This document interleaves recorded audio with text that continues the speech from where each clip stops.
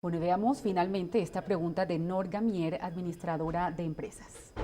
Quisiera preguntarle al representante cómo puede, a través de proyectos, aumentar la efectividad del procedimiento penal. Bueno, a través de una ley puedes lograr la reforma absoluta del procedimiento penal, si eso es lo que quieres, o puedes también a través de una ley fortalecer instituciones como la Fiscalía con el fin de que los procedimientos establecidos sean aún más expeditos. Pero adicionalmente yo creo que el tema importante del Estado colombiano en estos momentos no es de reforma de leyes o de códigos de procedimiento penal ni de la creación de nuevos delitos, sino de establecer una verdadera política criminal que vaya encaminada a establecer aquellos aspectos importantes de la vida cotidiana que se están viendo afectados por la criminalidad organizada. En eso estamos trabajando en el Consejo de Política Criminal y Penitenciaria, del cual también soy parte, y cuyo principal foco de acción en el Congreso se constituye en la Comisión Primera de la Cámara de Representantes y obviamente del Senado de la República, con el fin de que un estudio que ya tiene el gobierno listo sobre la nueva política criminal del Estado se pueda focalizar o se pueda concentrar en algunas reformas específicas a algunos temas específicos. No se trata de hacer, digamos, una nueva discriminación de delitos o nuevas fórmulas del proceso penal. Se trata de establecer primero la política criminal y luego de establecerla bajar a lo específico, es decir, plasmarla en proyectos de ley, pero que vayan de la mano con la política establecida en general. También en la Comisión Primera, muy pronto, de pronto tendremos la posibilidad de analizar un proyecto de ley que reforma absolutamente por completo la Fiscalía Nacional de la República.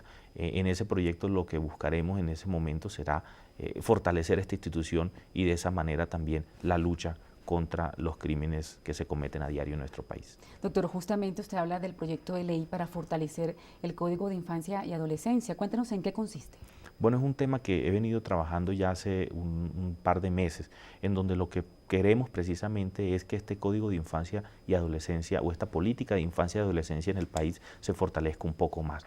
Hemos visto cómo hay personas o menores delincuentes todos los días que son los que se ven protagonizando los hechos más aberrantes de la sociedad colombiana, los asesinatos, los homicidios, muchas veces sin unas causas determinadas y otras veces también porque son fruto del reclutamiento de las organizaciones militares paralelas que existen en nuestro país.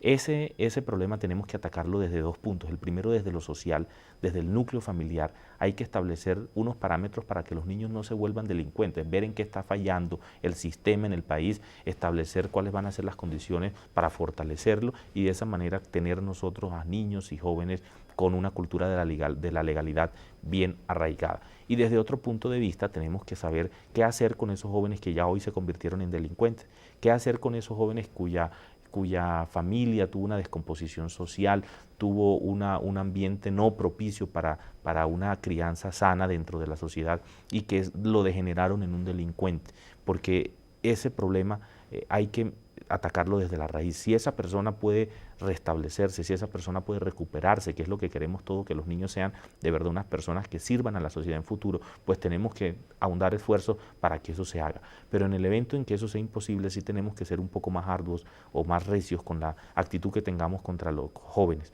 Si cometen un delito de adulto, como un delito como el homicidio, plenamente conscientes, sin que haya habido un factor exógeno o determinante dentro de su crianza o dentro de la sociedad para cometerlo, yo creo que deberían pagar como adultos también y deberían también someterse a las penas o a las sanciones establecidas en el Código Penal, pero obviamente sobre unas circunstancias diferentes. Es un tema que va a causar mucha polémica y que creo que muy pronto someteremos a estudio en el Congreso de la República. Doctor, pero en este momento, según lo que usted ha investigado, ¿cómo se castiga a un niño o un adolescente que haya cometido algún delito? ¿Y cómo, lo que usted mismo decía, hacer para que este joven de pronto deje de delinquir?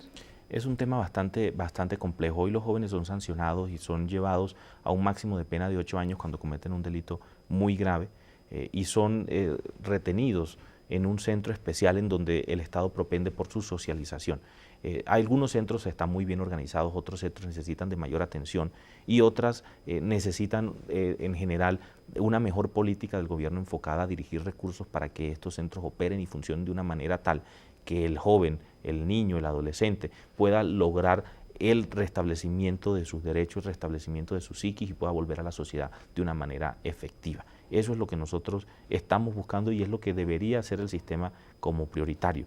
Pero hay que atacar también algunas causas que son exógenas al sistema, que no tienen ninguna asidero, digámoslo así, dentro de la crianza del menor, que debemos nosotros tratar de juzgar de una manera diferente, obviamente evidenciando que el niño no tiene ninguna influencia perversa, por decirlo así, cuando cometió el delito. Doctor, hay otro tema también muy interesante en el que usted también es un abanderado y es el de la medición de la radiación de los celulares o aparatos electrónicos. ¿Hay ya un proyecto de ley en esta materia? Hay un proyecto de ley radicado en la Comisión Sexta de la Cámara de Representantes, lastimosamente aún no se le da primer debate, pero es un proyecto muy interesante porque lo que busca es crear una política de prevención en salud. Hoy no sabemos a ciencia cierta si la radiación que emiten las antenas de celulares, las torres de celulares que están instaladas en los edificios, en los tejados, cerca a los colegios, a los hospitales, causan en sí un daño o no a la salud de las personas. Se pueden asociar algunos casos, otros no, pero no hay una determinación científica que así lo diga. Para prevenir eso, para prevenir que en un futuro, cuando tengamos claridad de que sí esa radiación puede ser nociva, lo que queremos es que exista claridad en la comunidad de que la emisión de radiación que hacen esas antenas está dentro de los límites internacionalmente establecidos, con el fin de que estemos tranquilos cuando veamos una antena cerca a nosotros. Esa radiación no nos va a hacer daño. Fíjense ustedes, por ejemplo, cómo esa falta de previsión en salud, que en su momento generó, por ejemplo, la adicción o el fumar cigarrillo, no se hizo de una manera adecuada y proliferó el consumo, de manera tal que hoy tenemos muchos afectados por el tema de las enfermedades asociadas al tabaquismo. En Estados Unidos no pudieron asociar en un principio, por ejemplo, la aparición de enfermedades respiratorias al fumar, entonces no hubo una política de prevención del cigarrillo y simplemente todo el mundo empezó a fumar. Cuando se dieron cuenta ya era demasiado tarde, había muchos adictos. El tema es precisamente lo que queremos hacer aquí.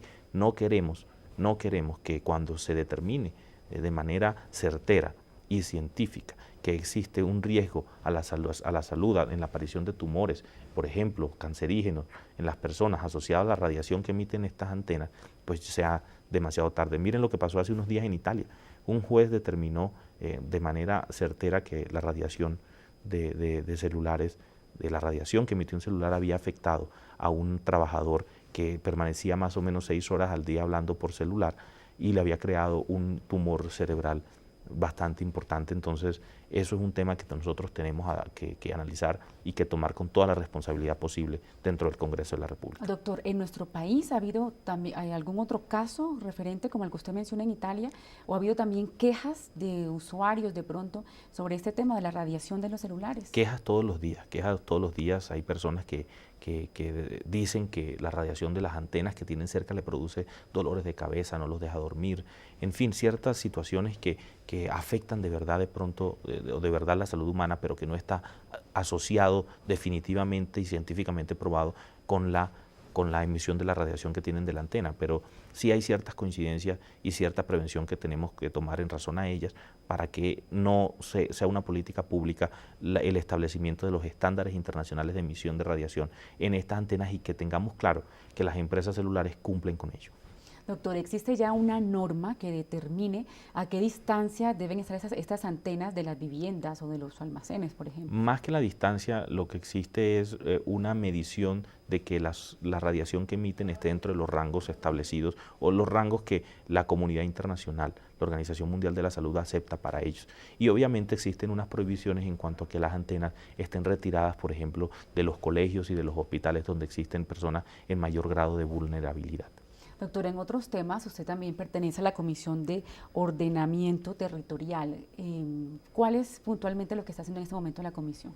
En estos momentos estamos en la comisión trabajando muy arduamente en la definición de las contiendas por límites territoriales que existen en todo el país entre departamentos, entre sí y entre los municipios pertenecientes a un mismo departamento. Hemos realizado varias audiencias, por ejemplo hay un caso entre La Guajira y Cesar que vamos a tomar muy en serio y que hicimos hace más o menos 2 meses una visita de campo al respectivo corregimiento donde existe del lado del Cesar donde existe el problema, y en estos días, más exactamente el próximo 16 de noviembre, estaremos desplazándonos al municipio de San Juan del Cesar en La Guajira con el fin de también escuchar a la comunidad sobre la problemática que se está viviendo con esta falta de definición de límites territoriales en esta zona. Creo que ese es un tema bastante importante en la comisión y creo que es un tema de la mayor relevancia para que las divisiones político-administrativas del Estado se respeten y en otros casos pues se establezcan de una manera definitiva. Doctor, finalmente, y ya para terminar, una pregunta que realmente ha acaparado la atención de la prensa y de la atención en nuestro país y también en el mundo, y es el tema del proceso de paz en nuestro país. ¿Cómo ve usted este nuevo intento de lograr la paz en Colombia? Bueno, es una apuesta que, como el mismo presidente de la República lo ha manifestado, es bastante ambiciosa.